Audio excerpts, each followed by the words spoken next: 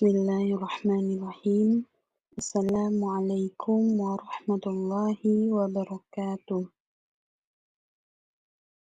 Kami dari kelompok 3 atas nama Nadira Zulkarnaini dan Reki Ananda akan mereview artikel tentang standar etika untuk penelitian kesehatan mental dan dukungan psikososial dalam keadaan darurat, tinjauan literatur dan perdebatan terkini.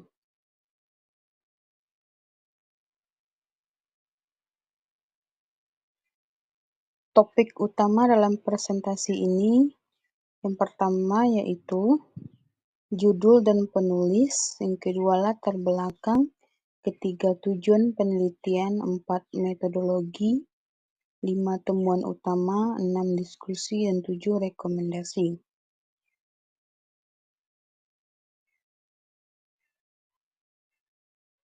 Yang pertama judul, yaitu standar etika untuk penelitian kesehatan mental dan dukungan psikososial dalam keadaan darurat, tinjauan literatur dan perdebatan terkini.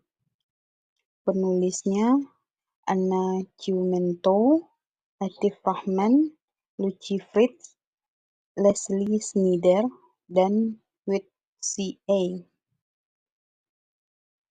Selanjutnya, latar belakang.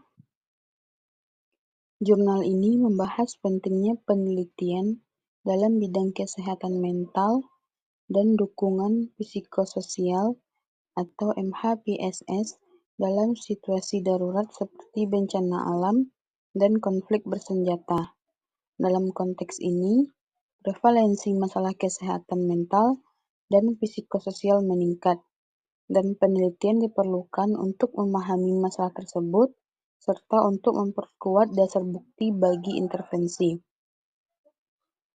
Penelitian MHPSS harus dilakukan dengan mematuhi standar etika yang tepat, namun pedoman yang ada seringkali tidak cukup spesifik untuk di situasi darurat. Selanjutnya, tujuan penelitian. Tujuan dari jurnal ini adalah untuk mengidentifikasi dan mendiskusikan prinsip-prinsip etika yang relevan untuk penelitian MHPSS dalam keadaan darurat, serta mengatasi kesenjangan dalam pedoman etika yang ada. Selanjutnya, metodologi. Penulis melakukan tinjauan literatur multidisiplin untuk mengidentifikasi prinsip-prinsip etika yang dapat diterapkan dalam penelitian MHPSS. Mereka melakukan pencarian di berbagai database akademis dan situs praktisi untuk menemukan literatur yang relevan. Kriteria inklusi mencakup penelitian membahas pertimbangan etika dalam konteks MHPSS dan keadaan darurat. Selanjutnya, temuan utama. Ada 2 temuan. Yang pertama yaitu prinsip etika umum. Terdapat konsensus mengenai penerapan prinsip-prinsip etika universal dalam penelitian MHPSS. Termasuk yang pertama persetujuan yang diinformasikan, yang kedua perlindungan partisipan, yang ketiga desain penelitian yang baik dan mempertimbangkan konteks, yang keempat netralitas dan akuntabilitas peneliti. Perdebatan yang belum terselesaikan.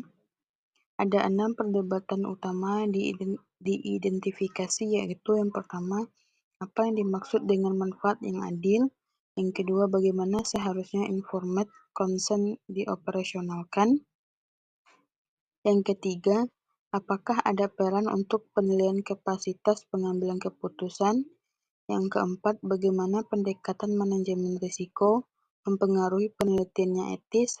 Yang kelima, bagaimana cara terbaik untuk melakukan refleksi etis. Dan keenam, apakah Dewan Peninjau Etik atau IRB untuk representatif dan diperlengkapi untuk menilai kelayakan etis dan ilmiah dari penelitian MHPSS darurat. Selanjutnya diskusi. Penulis menyoroti bahwa meskipun ada konsensus mengenai prinsip-prinsip etika, penerapannya dalam praktik seringkali menimbulkan tantangan. Misalnya, definisi manfaat yang adil masih menjadi bahan perdebatan, terutama dalam konteks di mana partisipan mungkin berada dalam situasi yang rentan. Penulis juga mencatat bahwa proses informed consent seringkali dianggap terlalu prosedural dan tidak mempertimbangkan konteks budaya dan situasional yang spesifik. Selanjutnya, rekomendasi. Penulis merekomendasikan beberapa langkah untuk memperkuat praktik penelitian MHPSS yang etis, termasuk yang pertama, melibatkan partisipan dalam proses penelitian untuk memastikan bahwa penelitian memenuhi kebutuhan mereka. Yang kedua, mengembangkan pedoman etika yang lebih spesifik untuk situasi darurat. Yang ketiga, memberikan pelatihan yang memadai bagi peneliti tentang etika penelitian, terutama dalam konteks MHPSS. Selanjutnya, kelebihan. Jurnal ini sangat relevan mengingat meningkatnya kebutuhan akan penelitian MHPSS dalam situasi darurat. Menggunakan pendekatan multidisiplin memberikan perspektif yang lebih luas dan mendalam tentang isu etika yang kompleks. Menyoroti perdebatan terkini membantu peneliti dalam memahami tantangan yang dihadapi dalam menerapkan prinsip etika. Selanjutnya, kekurangan. Yang pertama, keterbatasan konsensus. Meskipun jurnal ini mengidentifikasi banyak isu, masih ada kekurangan konsensus tentang cara terbaik untuk menerapkan prinsip-prinsip etika. Yang kedua, kualitas literatur.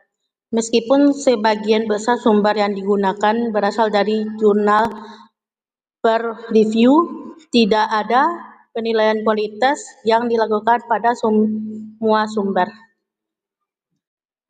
Selanjutnya, kesimpulan. Jurnal Standar Etika untuk Penelitian Kesehatan Mental dan Dukungan Psikososial dalam Keadaan Darurat, Tinjauan Literatur dan Perdebatan Terkini oleh Anna Chuin-Minto dan rekan-rekan memberikan kontribusi signifikan dalam memahami dan mengembangkan kerangka etika untuk penelitian MHPSS dalam konteks keadaan darurat. Beberapa poin kesimpulan utama dari jurnal ini. Yang pertama, pentingnya etika dalam penelitian MHPSS. Penelitian yang dilakukan dalam situasi darurat harus mematuhi prinsip-prinsip etika yang ketat untuk melindungi partisipan, terutama yang berada dalam kondisi rentan. Penelitian ini menekankan bahwa etika bukan hanya kewajiban moral, tetapi juga penting untuk memastikan validitas dan keberlanjutan hasil penelitian. Yang kedua, konsensus dan perdebatan. Meskipun ada konsensus mengenai prinsip-prinsip etika universal yang harus diterapkan dalam penelitian MHPSS, terdapat sejumlah perdebatan yang belum terselesaikan. Hal ini mencakup definisi manfaat yang adil, penerapan informed consent, dan efektivitas Dewan Peninjau Etik atau IRB dalam konteks keadaan darurat. Yang ketiga, rekomendasi untuk praktik yang lebih baik. Penulis merekomendasikan perlunya pengembangan pedoman etika yang lebih spesifik untuk penelitian MHPSS dalam keadaan darurat, serta pentingnya pelatihan bagi peneliti untuk memahami dan menerapkan prinsip-prinsip etika dengan cara yang relevan dan dengan konteks lokal. Yang keempat, refleksi etis yang berkelanjutan. Jurnal ini menekankan bahwa refleksi etis yang aktif dan berkelanjutan sangat penting untuk meningkatkan praktik penelitian. Peneliti harus terus mengevaluasi dan menyesuaikan pendekatan mereka terhadap etika berdasarkan pengalaman dan konteks yang berubah. Yang kelima, keterlibatan partisipan. melibatkan partisipan dalam proses penelitian dan memastikan bahwa penelitian memenuhi kebutuhan mereka adalah kunci untuk memastikan penelitian yang etis dan relevan. Secara keseluruhan, jurnal ini menyoroti pentingnya penelitian yang etis dalam bidang MHPSS, terutama dalam situasi darurat, dan menyerukan pendekatan yang lebih kontekstual dan partisipan dalam penerapan prinsip-prinsip etika. Baiklah, itu yang dapat kami sampaikan dalam mereview jurnal tentang standar etika untuk penelitian kesehatan mental dan dukungan psikososial dalam keadaan darurat, tinjauan literatur dan pendekatan terkini. Terima kasih. Assalamualaikum warahmatullahi wabarakatuh.